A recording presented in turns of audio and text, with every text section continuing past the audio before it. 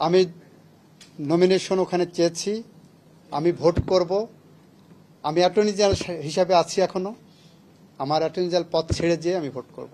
এই রায় বাংলাদেশের আগামী প্রজন্মের জন্য এমন একটি দৃষ্টান্ত হয়ে থাকবে যেখানে বাংলাদেশের গণতন্ত্র, বাংলাদেশের সার্বভৌমত্ব, বিচার বিভাগের স্বাধীনতা, আইনের শাসন, বাংলাদেশের মানুষের মৌলিক অধিকার, এই সবগুলো নিশ্চিত করার ক্ষেত্রে এই রায় একটি অনন্য দলিল হিসেবে থাকবে।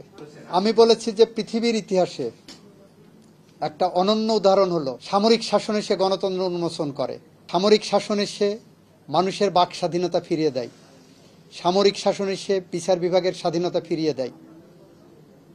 বাংলাদেশে গণতন্ত্রের নামে ওই সময় এবং এই সময়ে মানুষ হত্যা হয়েছে, গুম হয়েছে, সংবাদপত্রের স্বাধীনতা হরণ হয়েছে, কার্টুনিস্ট মুস্তাকদের মতো মানুষকে ধরে নিয়ে যে কারাগারে হত্যা করা হয়েছে। আমি বলেছি, সুতরাং কোনটা বেশি ইম্পর্টেন্ট, ডেমোক্রেসি না সিস্টেম? আমার কাছে democracy more important than anything else. সেইটা বলতে যে আমি পাকিস্তান সুপ্রিম কোর্টের একটা রায় আছে দোসর মামলা হিসেবে পরিচিত।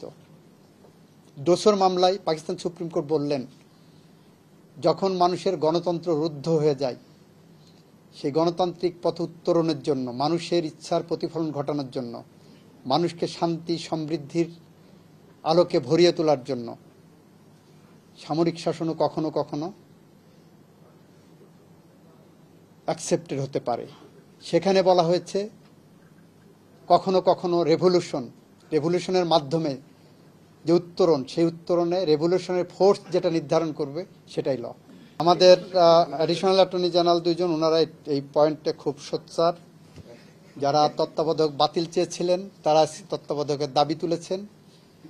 এটা নেক্সট ডেতে আইনি পরিকাঠামো 1950 সালে আমেরিকান সুপ্রিম কোর্টের একটা জাজমেন্টের মধ্যে এই সাবজেক্টের উপরে কিভাবে উত্তর দেওয়া হয়েছে এটা নেক্সট ডেটে পড়বে।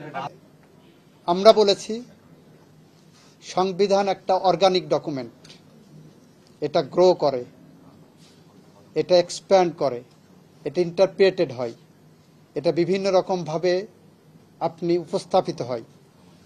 কোরআন কিংবা বাইবেল কেউ পরিবর্তন করতে পারবে না, সংবিধান পরিবর্তনযোগ্য। এটাও বলেছি যে আপনি আজকে সংবিধানের যে অ্যামেন্ডমেন্ট বললেন, সেই অ্যামেন্ডমেন্টকে যদি আপনি বলে দেন তত্ত্বাবধায়কে ফিরে গেলাম, সেটাই যে অ্যাবসোলুট তাও না। এটাও জনগণ চাহিদা অনুসারে, জনগণ যদি মনে করে যে এইটাতে তার ভোটাধিকার নিশ্চিত হচ্ছে না, জনগণ ইচ্ছা করলে ওর বিরুদ্ধে সংগ্রাম করতে পারবে। আমি বলেছি যে সামরিক সরকারের করুণায় এই আওয়ামী লীগ আসছে।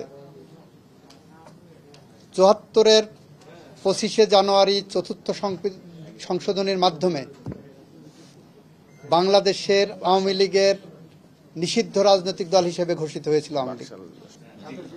আমি নমিনেশন ওখানে চেয়েছি, আমি ভোট করব। আমি অ্যাটর্নি জেনারেল হিসাবে আছি এখনো। আমার অ্যাটর্নি জেনারেল পদ ছেড়ে যেয়ে আমি ভোট করব। যখন সময় আসবে তখন করব। আমি আশাবাদী।